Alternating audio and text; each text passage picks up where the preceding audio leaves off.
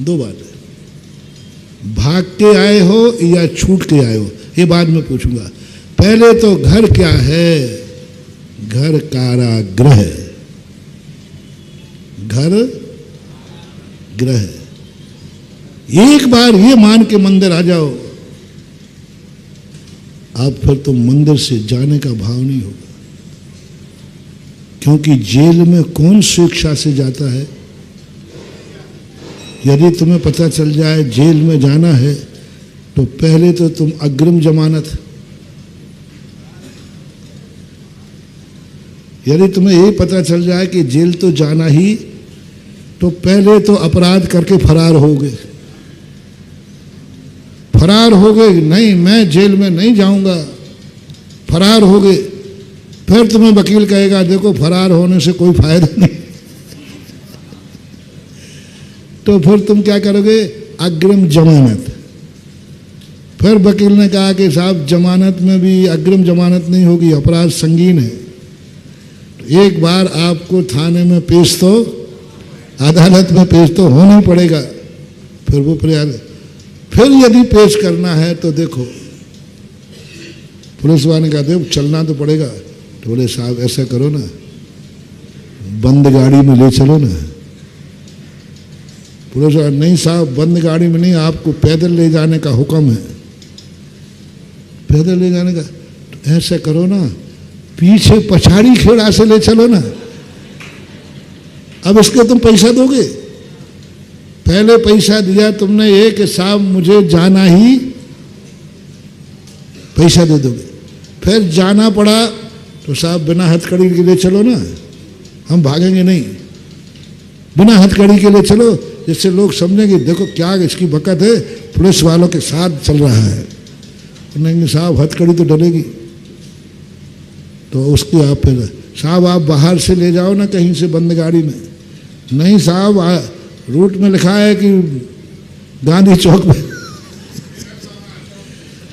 फिर यदि कहा कि ये है, आप कितनी मिन्नतें कर रहे हो, और अंत में जाकर जेल के पास पहुंचते ही फिर पुलिस की तरफ देखते हो, हे माई बाप अभी भी कोई उपाय हो तो। फिर पुलिस एक धक्का, चल अंदर, एक धक्का देता है।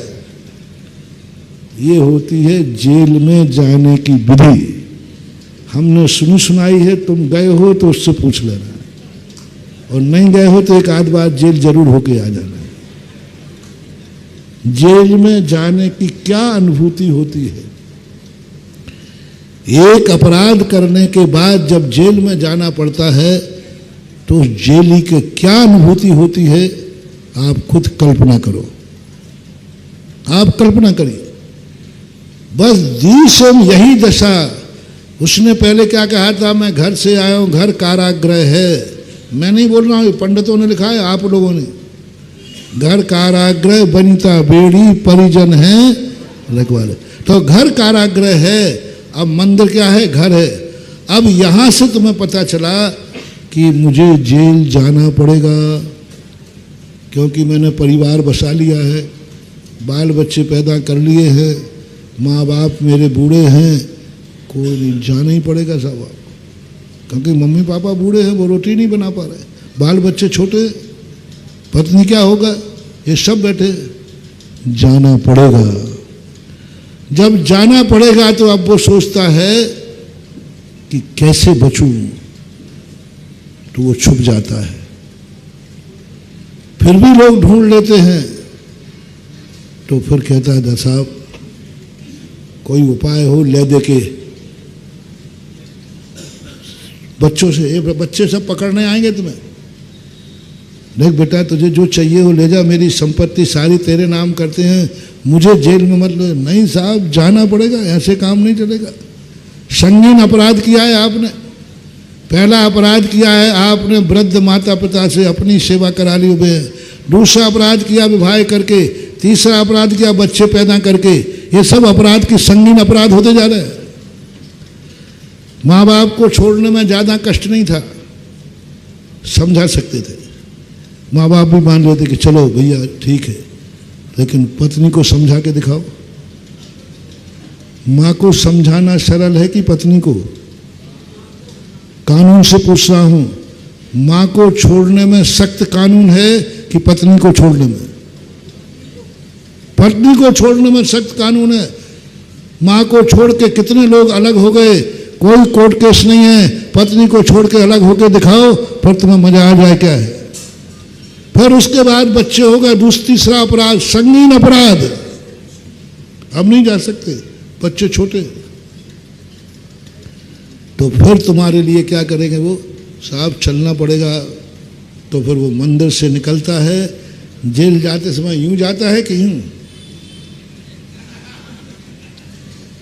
वो ढको लो, वो ढकना ना। मंदिर से घर जाते, सम्यक दृष्टि की बात बता रहा हूं, मंदिर से घर जाते समय वो नीचे गर्दन कर जाएगा, क्योंकि अपराध है, बच्चे छोटे छोटे। और दरवाजे पर पहुंच के फिर गिड़ाएगा, कोई उपाय हो तो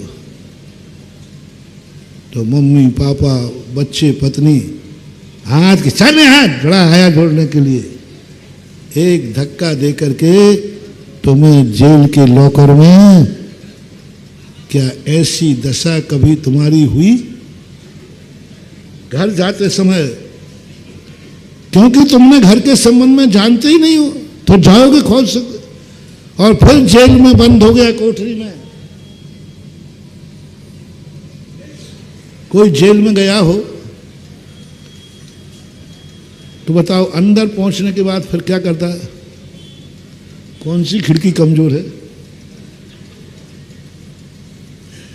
हर अपराधी को भाव आता है कौन सी खिड़की कमजोर है, और वहां बैठे बैठे क्या सोचता है? जेल से मुक्ति का उपाय क्या है, कैसे छूटेगा, कौन सी धारा से छूटूंगा। पर वो वकील लगाता है, कैसे हमें जेल से बाहर कीजिए। एक अपराधी का उदाहरण दे करके मैं एक सम्यक दृष्टि का उदाहरण दे रहा हूं। मंदिर से घर जाएगा वो, लेकिन जाकर के वो यही सोचेगा, कैसे उपाय से करूं, इनकी व्यवस्था में करूं और छुट्टी पाऊं, इनको कैसे करूं, क्या करूं। वकील करेगा, गुरु के पास जाएगा, गुरु ही वकील है, शास्त्र पढ़ेगा, ये लाखी किताबें हैं कि मैंने जो अपराध किया है, अब मैं जेल तो हो गया, मैं इससे मुक्ति कैसे पाऊं, कैसे पाऊं, कैसे क्या हो। ये 24 घंटे उसके मन में घूमता है। उसका नाम है सम्यक दृष्टि। सुन रहे हो रे कलयुगी सम्यक दृष्टि हो? ये मैं नहीं कह रहा हूं, ये विद्वान पंडित बनारसी दास कहते हैं।